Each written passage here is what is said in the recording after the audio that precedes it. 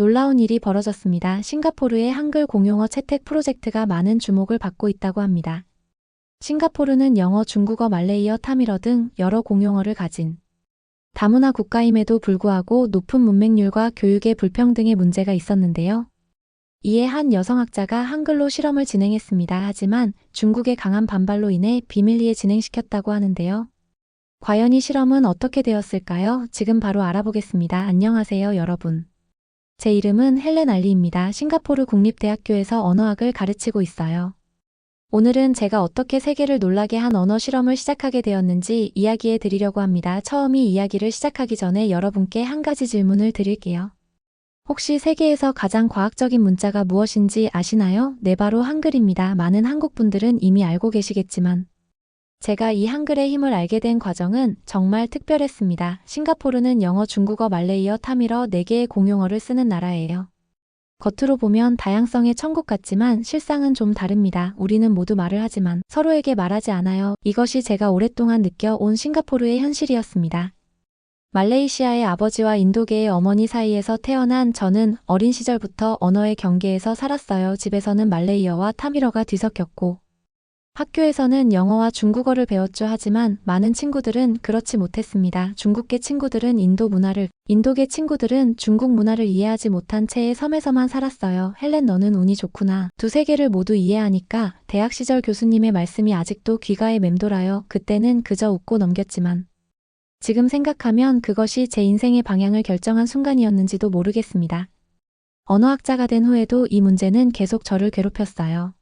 싱가포르의 다언어 정책은 표면적으로는 이상적이지만 실제로는 언어 능력에 따른 사회적 계층화를 만들어냈습니다. 영어와 중국어를 잘하면 좋은 직장, 좋은 기회가 주어지고 그렇지 못하면 뒤처지게 되는 구조요.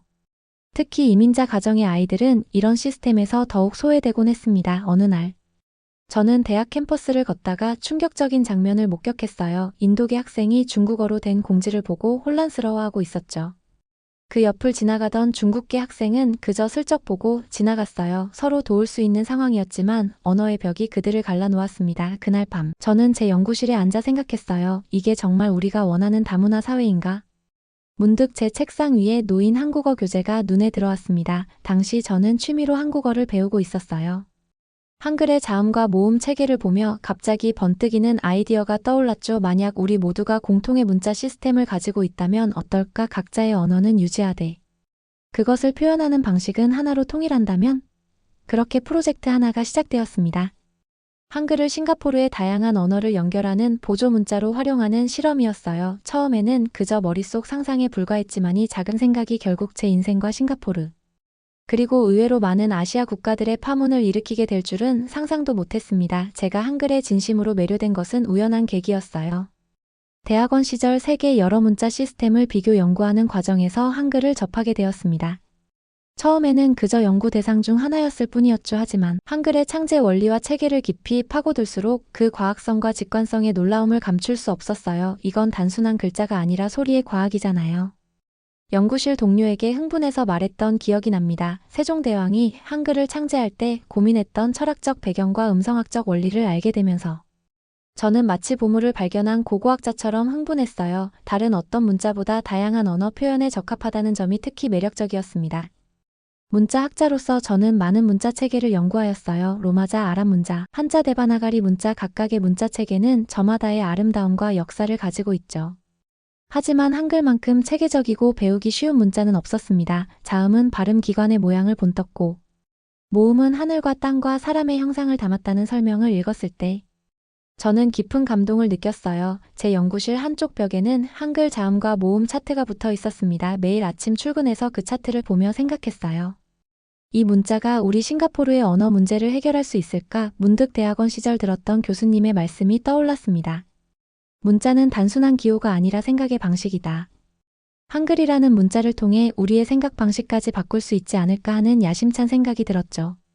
하나 프로젝트는 한국어 단어 하나에서 따온 것이에요. 처음에는 제 연구실에서 몇몇 대학원생들과 함께 작은 실험을 시작했습니다. 다양한 인종 및 배경을 가진 학생 10명을 모집해서 한글을 가르치기 시작했죠. 여러분, 오늘부터 우리는 새로운 여행을 시작할 거예요. 이 여행이 끝나면 여러분은 서로를 더 깊이 이해하게 될 겁니다. 첫 수업 시간에 이렇게 말했던 기억이 나요. 학생들은 의아한 표정이었지만 곧 흥미를 보이기 시작했어요. 첫 번째 과제는 간단했습니다. 각자의 이름을 한글로 써보는 것이었어요. 중국계 학생 리안의 이름은 리안, 인도계 학생 프리아의 이름은 프리아, 말레이 아지즈의 이름은 아지즈, 자신의 이름이 한글로 정확하게 표현되는 것을 보며 학생들의 얼굴에는 놀라움과 기쁨이 교차했습니다. 특히 인상적이었던 것은 중국계 학생들이 인도 이름을, 인도계 학생들이 중국 이름을 정확하게 발음할 수 있게 되었다는 점이었어요. 이전에는 어려워하던 발음들이 한글이라는 다리를 통해 연결되었습니다. 교수님, 한글 덕분에 친구들이 처음으로 제 이름을 제대로 발음해줬어요. 프리아가 감동하며 말하는 순간 저는 이 프로젝트가 단순한 언어 실험을 넘어 무언가 더 큰 의미를 가질 수 있겠다고 느꼈습니다. 그렇게 몇 주가 지나자 놀라운 변화가 생겼어요. 수업 시간 외에도 학생들은 자발적으로 모여 한글로 서로의 언어를 배우기 시작했습니다. 중국어 단어를 한글로 적고 타미어 문장을 한글로 표현하면서 그들은 서로의 문화에 더 가까워졌어요. 문자가 말보다 마음을 먼저 이해할 수도 있어요. 제가 그들에게 자주 했던 말입니다. 처음 시작한 작은 실험이 이렇게 큰 가능성을 보여주리라고는 예상하지 못했어요. 하지만 이것은 시작에 불과했습니다. 프로젝트 하나는 곧 캠퍼스를 넘어 넓은 세상으로 퍼져나갈 준비를 하고 있었거든요. 시험 결과가 기대 이상이었기에 저는 조금 더 욕심을 내기로 했어요. 대학 내 다른 학과 학생들에게도 이 프로그램을 확장해 보기로 했죠. 국제관계학과, 경영학과, 공학부 등 다양한 전공의 학생 50명을 모집했습니다. 그들의 공통점은 언어로 인한 좌절감을 경험해 봤다는 것이었어요. 저는 중국어를 4년 동안 배웠는데도 여전히 간단한 대화도 어려워요. 경영학과 학생 라즈의 고백이 많은 학생들의 공감을 얻었습니다. 싱가포르에서 중국어를 못하면 취업에서 불이익을 받는 경우가 많거든요. 반대로 중국계 학생들은 영어나 다른 언어에 대한 부담을 토로했어요. 두 번째 실험 그룹의 첫 수업 날, 저는 조금 긴장했습니다. 첫 번째 그룹보다 규모가 크고 다양했거든요. 오늘부터 우리는 새로운 언어가 아닌 새로운 연결 방식을 배울 겁니다. 이렇게 시작했어요. 학생들의 눈빛에서 호기심과 의구심이 동시에 느껴졌죠. 첫 수업은 한글의 기본 원리 소개로 시작했습니다. 자음과 모음의 구성, 원리 받침의 개념을 알려줬죠. 놀랍게도 대부분의 학생들이 첫날의 기본 원리를 이해했어요. 이건 마치 조립하면 새로운 소리가 만들어지는 레고 블록 같아요. 공학도 마이클의 비유가 정확했습니다. 한글은 정말 언어의 레고 블록 같았어요. 두 번째 주부터는 각자의 모국어 단어를 한글로 표기해보는 연습을 했습니다. 학생들은 서로의 인사말을 한글로 적고 발음하며 웃음꽃을 피웠어요. 세 번째 주에 기적 같은 일이 일어났습니다. 프로그램에 참여한 중국계 학생 메이가 인도계 학생 비샤에게 타밀어로 안녕하세요 라고 인사한 거예요. 비샤의 눈에 눈물이 고였습니다. 4년 동안 같은 수업을 들었는데 오늘이 처음이에요. 누군가 제 언어로 인사해준 건. 그 순간 교실은 갑자기 조용해졌고 저도 가슴이 뭉클해졌어요. 이 작은 순간이 저에게는 큰 확신을 주었습니다. 한글은 단순히 언어를 배우는 도구가 아니라 마음과 마음을 잇는 다리였어요. 사람들은 서로의 언어를 완벽하게 배우지 않아도 서로의 문화를 존중하고 인정하는 법을 배울 수 있었죠. 프로그램이 진행될수록 더 많은 감동적인 순간들이 이어졌어요. 말레이 학생 파리드는 중국 설날에 중국계 친구들에게 한글로 적은 축하 메시지를 보냈고 인도계의 학생들은 말레이 전통 명절인 하리라야의 말레이어 축하 인사를 한글로 배워 친구들에게 전했죠.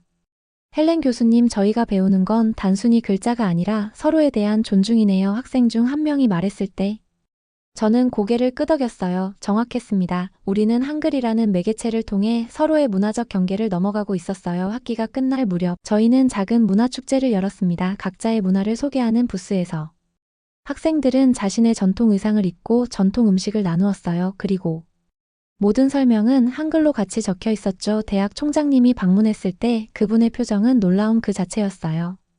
이나 교수, 이건 단순한 언어 실험이 아니라 문화 혁명 같은데요. 총장님의 말씀에 저는 미소 지었습니다. 맞아요. 이것은 혁명이었어요. 조용하지만 강력한 마음의 혁명이었죠. 프로젝트 하나는 대학 신문이 헤드라인을 장식했고 곧 지역 언론의 관심도 받기 시작했습니다. 한글로 하나 되는 싱가포르 대학생들이라는 제목의 기사가 실렸죠. 아직은 작은 물결이었지만이 파도가 얼마나 멀리 퍼져나갈지 저는 그때까지만 해도 상상하지 못했습니다. 대학에서의 성공적인 실험 결과를 바탕으로 저는 더 큰 도전을 결심했어요. 중학교에서도 이 프로그램을 시범적으로 운영해 보기로 한 거죠. 교육부 관계자와 몇 차례 미팅 끝에 2개 중학교에서 파일럿 프로그램을 진행할 수 있는 허가를 받았습니다.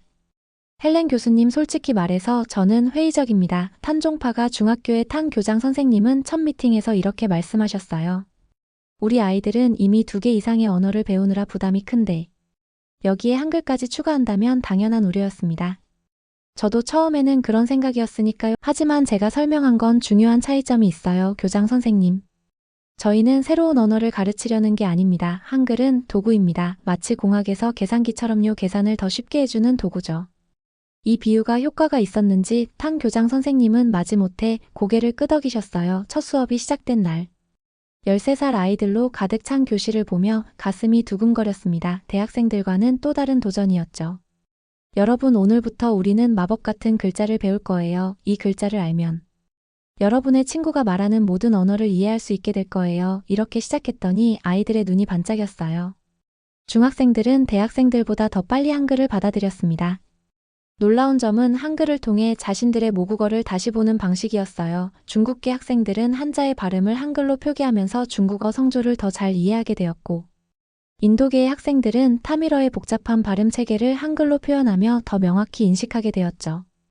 헬렌 교수님, 신기해요. 제가 항상 헷갈렸던 중국어 발음이 한글로 쓰니까 훨씬 이해가 잘 돼요. 인도계의 학생 아니의 말에 저도 놀랐습니다. 이것은 제가 예상했던 효과 이상이었어요. 한글은 대체가 아닌 보완이었고 기존 언어 학습을 더 효율적으로 만들어주고 있었습니다. 다음 주부터는 정규 수업의 일부에 한글 병행 표기를 시도했어요. 과학 시간에 어려운 용어들을 한글로도 표기하고 역사 수업에서 다양한 지명과 인물명을 한글로 병행 표기했습니다. 처음에는 교사들의 반발이 있었지만 학생들의 이해도가 놀라울 정도로 향상되는 것을 보며 점차 지지하기 시작했어요. 한글 덕분에 우리 반 학생들이 서로 도와주기 시작했어요. 과학교사왕 선생님의 보고는 특히 의미가 있었습니다. 중국계 학생들이 인도계 학생들에게, 인도계 학생들이 말레이계 학생들에게 서로 설명해주는 장면이 늘어났다고 해요. 언어의 장벽이 조금씩 무너지고 있었습니다. 두 번째 학기에는 놀라운 변화가 있었어요. 학교 게시판에 각 언어로 된 공지사항이 모두 한글로도 병행 표기되기 시작했습니다. 학생회가 자발적으로 시작한 일이었죠. 모두가 학교 소식을 알 권리가 있어요. 학생회장 리안의 말이 가슴에 와닿았습니다. 한글 프로그램의 가장 큰 성과는 학업 성취도였어요. 특히 언어 과목에서 성적 향상이 두드러졌습니다. 중국어를 배우는 비중국계 학생들의 성적이 평균 15% 향상되었고, 영어 과목에서도 전반적인 향상이 있었어요. 한글이라는 중간 다리가 언어 학습의 효율성을 높인 결과였습니다. 이건 마치 언어 학습의 지름길을 발견한 것 같아요.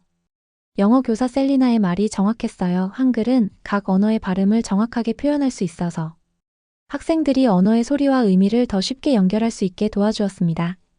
6개월 차 평가회의에서 탄 교장 선생님은 180도 다른 태도를 보이셨어요. 헬렌 교수님, 제가 틀렸네요. 이 프로그램은 단순한 언어 실험이 아니라 우리 학교 문화를 바꾸고 있어요. 그 말을 들으며 저는 조용히 미소 지었습니다. 이제 우리는 올바른 방향으로 가고 있었어요. 파일럿 프로그램의 성공은 곧 다른 학교들의 관심을 끌었고, 교육부 내에서도 이 프로그램을 확대하자는 논의가 시작되었습니다. 그러나 모든 변화에는 저항이 따르는 법이죠. 우리의 작은 혁명도 곧 더 큰 도전에 직면하게 될 줄은 그때까지만 해도 몰랐습니다. 중학교 프로그램이 확장되기 시작하면서 예상치 못한 곳에서 반발이 왔어요. 싱가포르 주재 중국 대사관이었습니다. 어느 날 아침 제 사무실 전화가 울렸죠. 헬렌 교수님, 교육부 장관실에서 연락드립니다. 긴급하게 만나 뵙고 싶으신데 오늘 오후에 시간 되실까요? 비서의 목소리가 평소보다 긴장되어 있었어요. 저는 이상한 느낌을 받았지만 당연히 시간을 냈습니다. 교육부에 도착했을 때 장관실 앞에는 이미 여러 고의 관리들이 모여 있었어요. 그들의 표정이 심각했죠. 헬렌 교수, 들어오세요. 장관님의 목소리는 무거웠습니다. 중국 대사관에서 공식 항의가 들어왔습니다. 장관님은 바로 본론으로 들어갔어요. 그들은 한글 프로그램이 중국어의 위상을 약화시키고 문화적 정체성을 훼손한다고 주장하고 있어요. 저는 충격을 받았습니다. 문화침해라니, 우리는 단지 의사소통의 다리를 만들려고 했을 뿐인데. 장관님은 계속해서 설명했어요. 싱가포르와 중국의 관계는 매우 중요합니다. 경제적으로도 정치적으로도요. 우리는 이 문제로 외교적 마찰을 일으킬 여유가 없어요. 그분의 말씀은 이해가 됐지만 제 가슴은 점점 무거워졌습니다. 그래서 프로젝트를 중단해야 한다는 말씀이신가요? 제 목소리가 떨렸어요. 지금까지의 모든 노력과 성과가 물거품이 될 수도 있다는 생각에 가슴이 아팠습니다. 장관님은 잠시 침묵하시더니 말씀하셨어요. 공식적으로는 프로젝트를 일시 중단해야 합니다. 하지만 그분은 주위를 둘러보시더니 목소리를 낮추셨어요. 비공식적으로는 연구를 계속하셔도 좋습니다. 다만 눈에 띄지 않게요. 그날 저녁 저는 연구실에 홀로 앉아 깊은 고민에 빠졌어요. 여기서 멈춰야 할까 아니면 다른 방법을 찾아야 할까? 문득 제 딸 아디라가 학교에서 돌아와 말했던 것이 떠올랐습니다. 엄마, 우리 반 친구들이 서로의 이름을 제대로 부르기 시작했어. 그 기쁨에 참 목소리를 포기할 수는 없었어요. 다음 날 아침 저는 교육부 차관을 만났습니다. 그는 제 프로젝트의 열렬한 지지자 중 한 명이었죠. 헬렌, 멈추지 마세요. 방향을 바꾸세요. 그의 조언은 명확했어요. 정부 주도가 아닌 민간 주도로 가는 거죠. 그 말에 영감을 받은 저는 새로운 전략을 세웠습니다. 공식적인 학교 프로그램은 잠시 중단하되 대신 비영리 단체를 설립해 민간 차원에서 한글 교육을 계속하기로 했어요. 하나 재단 파운데이션이라는 이름으로 말이죠. 재단의 첫 번째 활동은 주말 특별 클래스였어요. 학생들은 방과 후나 주말에 자발적으로 참여할 수 있었고 부모님들의 동의만 있으면 됐습니다. 놀랍게도 프로그램이 중단됐다는 소식이 알려지자 오히려 더 많은 학생과 학부모가 관심을 보였어요. 우리 아이가 이 프로그램 덕분에 처음으로 중국어에 자신감을 갖게 됐어요. 중단된다니. 너무 아쉽습니다. 학부모 쿠마르의 말씀에 저는 위로를 받았습니다. 이것은 단순한 실험이 아니라 많은 가정에 실질적인 변화를 가져오고 있었던 거예요. 하나 재단의 활동은 조용히 그러나 꾸준히 확장되었습니다. 지역 커뮤니티 센터, 종교시설. 심지어 기업들도 한글 워크숍에 관심을 보이기 시작했어요. 멈춘 건 프로젝트가 아니라 겉으로 드러나는 방식일 뿐이었던 거예요. 특히 청년층과 대학생들 사이에서 한글 학습 운동이 자발적으로 퍼져나가기 시작했어요. SNS에서는 샵 한글 챌린지가 트렌드가 되었고 자신의 이름이나 좋아하는 문구를 한글로 쓰는 게시물이 넘쳐났습니다. 물론 이것이 중국 대사관의 눈에도 띄었겠지만 이제는 정부가 통제할 수 있는 범위를 넘어선 시민운동이 되어 가고 있었죠. 한 가지 더 깨달은 점은 공식적인 반대가 오히려 프로젝트에 대한 관심을 높였다는 사실이었어요. 금지된 과일이 더 달콤하게 느껴지는 것처럼. 한글 프로그램은 이제 약간의 반항적 매력까지 갖게 된 것 같았습니다. 그러나 저는 이것이 반항이나 저항이 아닌 연결과 소통의 운동임을 분명히 했어요.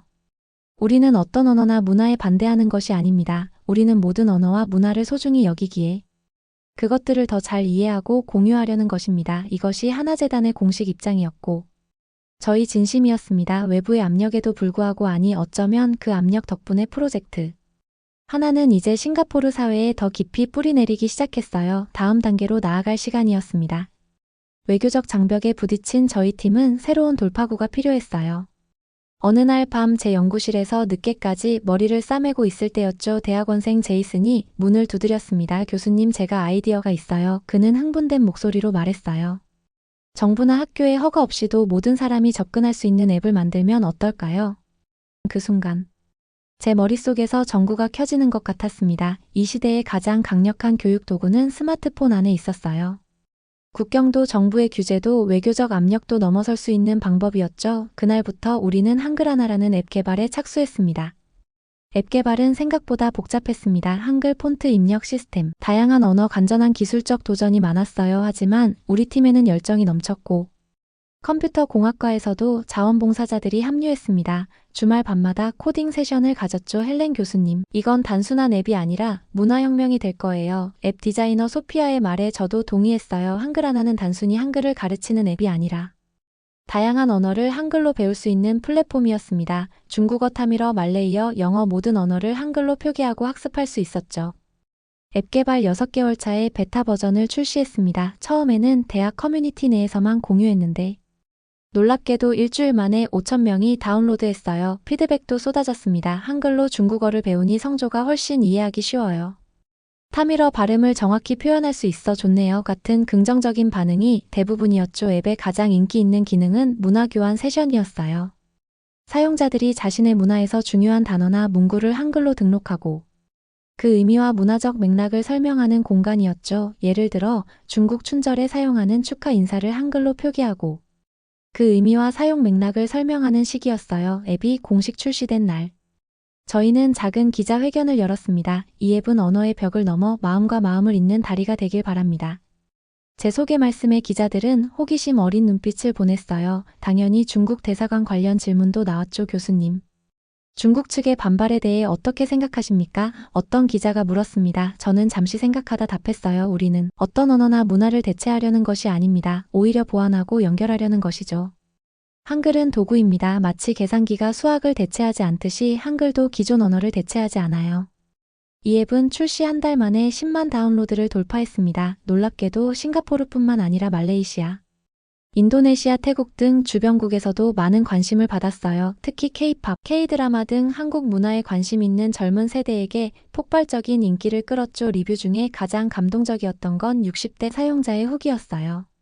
10년 동안 중국계 이웃과 인사만 했는데 한글을 배우고 3주 만에 처음으로 대화를 나눴습니다. 그분 손자 이름을 제대로 발음할 수 있게 되었거든요.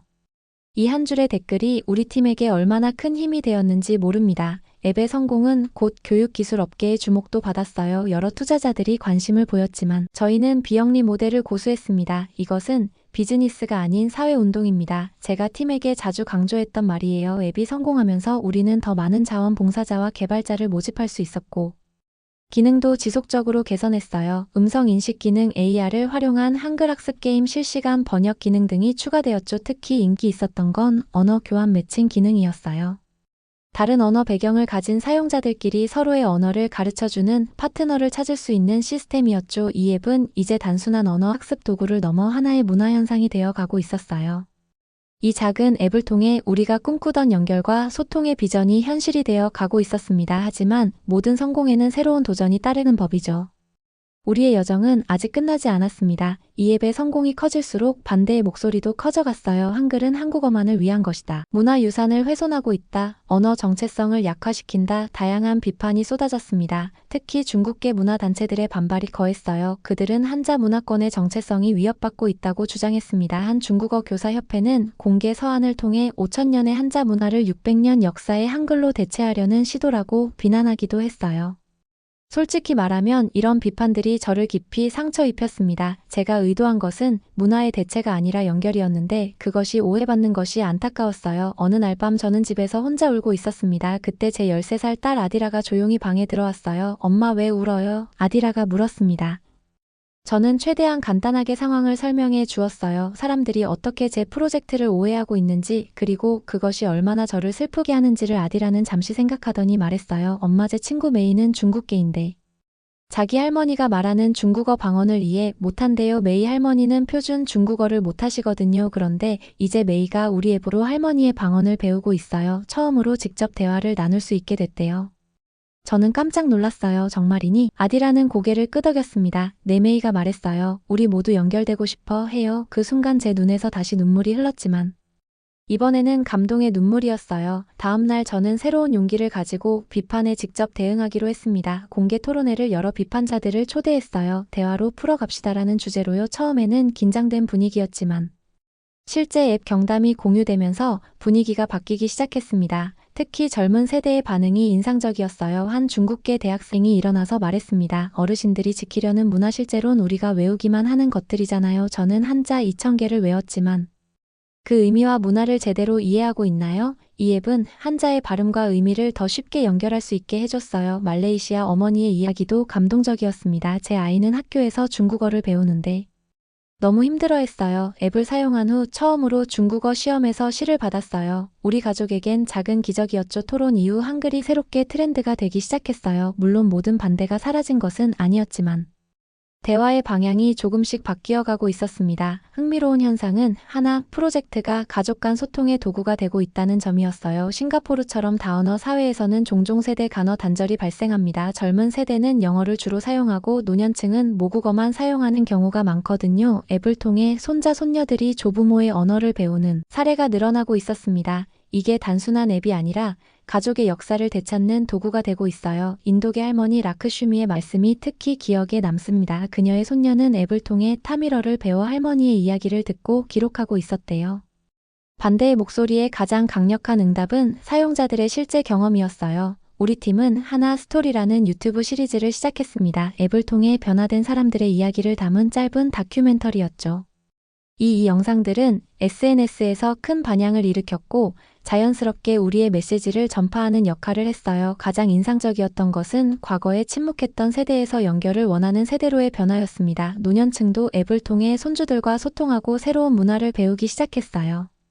70대 중국계 할아버지가 K-팝을 배워 손녀에게 선물하는 영상은 수십만 조회수를 기록했죠. 저항과 논쟁 속에서도 앱은 조용히 그러나 꾸준히 성장했어요. 다운로드 수는 100만을 넘었고 사용자들은 자발적으로 번역 봉사에 참여해 앱을 더 다양한 언어로 확장시켜 나갔습니다. 문화적 논쟁이 오히려 앱의 존재를 더 널리 알리는 계기가 된 셈이었죠. 시간이 흐르면서 저는 중요한 교훈을 얻었습니다. 진정한 변화는 논쟁이나 설득만으로 오지 않는다는 것.